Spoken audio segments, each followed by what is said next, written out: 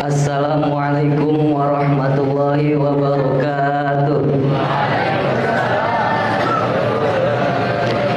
Bismillah, alhamdulillah, wassalatu wassalamu ala rasulillah Sayyidina Muhammad ibni Abdillah wa ala alihi wa sahbihi wa man tabi'a sunnatahu wa jama'atah min yaumina hadha ila yaumil ba'thi wan nahdha.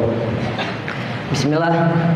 Qala Nabi sallallahu alaihi wasallam, sayati ala ummati zamanan yuhibbunal khams wa yansunal khams, minha yuhibbunad dunya wa yansunal akhirah, yuhibbunal hayah wa yansunal maut, yuhibbunal qusur wa yansunal kubur, yuhibbunal mal wa yansunal hisab, yuhibbunal khalqi wa yansunal khaliq. Nah, jadi kata Kanjeng Nabi Muhammad SAW, saya ti'ala ummati, akan datang kepada umatku zamanan, suatu zaman, yuhibbunal khams, di mana mereka ini mencintai 5 hal, wa yansunal khams, akan tapi melupakan 5 hal yang lainnya. Biasa manusia kalau udah suka sama yang baru, pasti yang lamanya ditinggalin terus dilupain dah. Nah, jadi apa aja? Ada 5 poin. Pertama, yuhibbunad dunya wa yansunal akhirah. Mereka mencintai dunianya, akan tetapi lupa terhadap akhiratnya. Poin kedua, yuhibbunal hayah wa yansunal maut. Mereka mencintai kehidupannya, akan tetapi mereka lupa terhadap kematiannya. Yang ketiga, yuhibbunal qusur wa yansunal kubur. Mereka mencintai istana, maksudnya nih bangunan-bangunan yang megah, akan tetapi mereka lupa terhadap kuburnya. Yang keempat, yuhibbunal mal wa yansunal hisab. Mereka mencintai harta-hartanya, akan tetapi mereka lupa bahwa setiap harta mereka pasti akan dihisab. Nah, yang terakhir, yuhibbunal khalqi wa yansunal khaliq. Mereka mencintai makhluk atau mencintai seseorang, akan tetapi lupa siapa penciptanya. Nah, dari 5 poin ini dapat digambarkan ke dalam 2 kisah. Kisah pertama nih kisahnya Qorun. Kisah Qorun ini menggambarkan poin 1 sampai 4. Jadi pada zaman Nabi Musa alaihissalam dulu hidup seorang yang miskin. Jadi dulu nih si Qorun ini miskin dan melarat hidupnya. Tapi sementara itu dia nih harus menghidupi anak-anak dan istrinya. Nah, akan tapi meskipun orangnya Qorun ini miskin dan melarat, dia nih orangnya rajin dan tekun beribadah dan juga suka bekerja keras untuk mendapatkan sesuatu.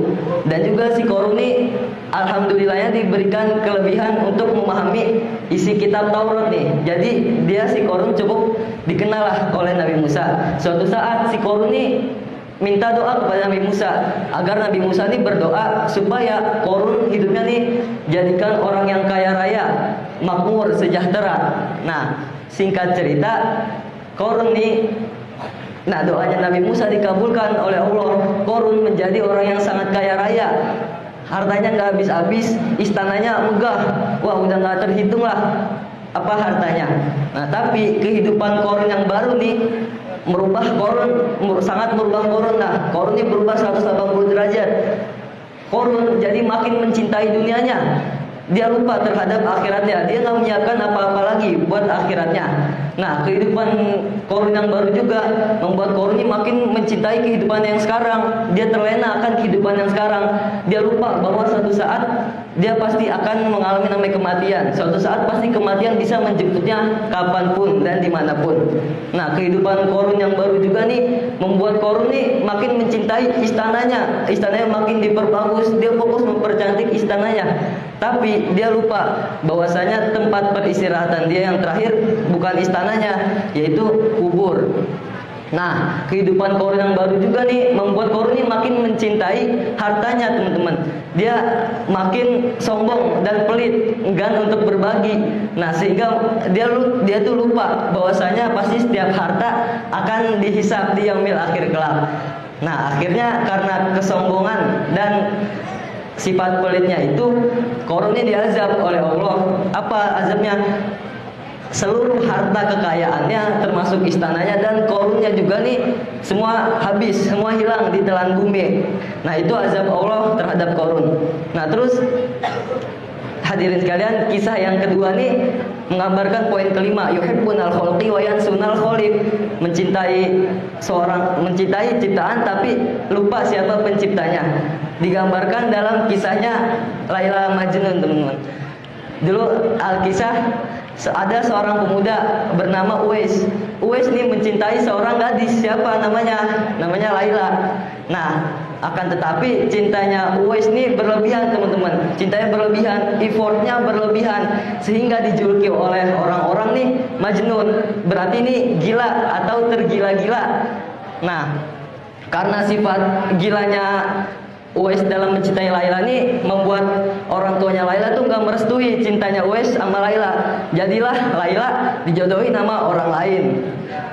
Akan tetapi setelah Laila dinikahkan oleh orang lain, ini nih nggak membuat Uwais nih nyerah gitu aja. Uwais malah makin menggila-gila, teman-teman. Kemanapun Uwais pergi, pasti yang dibayangkan Laila, pasti yang disebut-sebut Laila. Dia selalu membuat syair tentang Laila, teman-teman. Padahal kan rumus paling gampangnya, kalau ingin dapetin ciptaannya, maka dekati dulu penciptanya. Tapi Uwais ini enggak, teman-teman. Dia masih kekeh sama prinsip cintanya ini, teman-teman. Sehingga pada akhirnya Laila ini meninggal. Uwais ini masih sering mendatangi makamnya Laila. Terus masih sering udah duduk situ terus setiap hari berjam-jam gitu, sampai akhirnya Uwais sakit, terus kemudian ikut meninggal, teman-teman.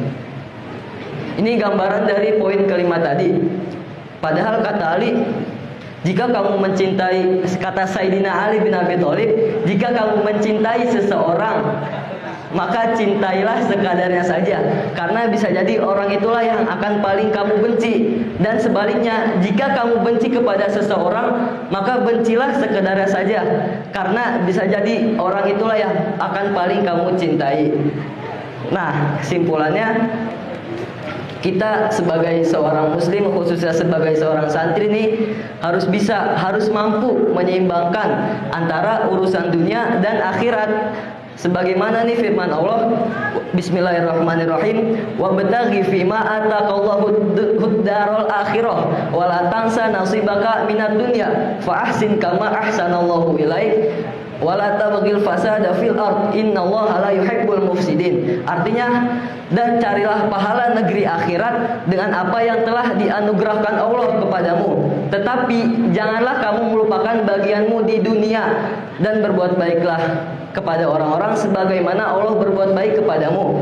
Dan janganlah kamu berbuat kerusakan di muka bumi. Sesungguhnya Allah tidak menyukai orang-orang yang berbuat kerusakan. Nah, terakhir pesan saya, mari kita jadikan segala aktivitas kita di dunia ini sebagai ladang pahala bagi kita untuk bekal kita di akhirat nanti. Mumpung sekarang bulan Ramadan nih, makanya setiap segala aktivitas yang kita lakukan di bulan Ramadan ini, mari kita jadikan sebagai aktivitas yang menghasilkan pahala untuk kita, untuk bekal di akhirat nanti. Kan kapan lagi mumpung bulan Ramadan, ketika pahala dilipat gandakan dan ketika dosa-dosa dihapuskan, maka nikmat Tuhan mana lagi yang kamu dustakan. Sekian kultum singkat dari saya, kurang lebihnya mohon maaf. Wassalamualaikum warahmatullahi wabarakatuh.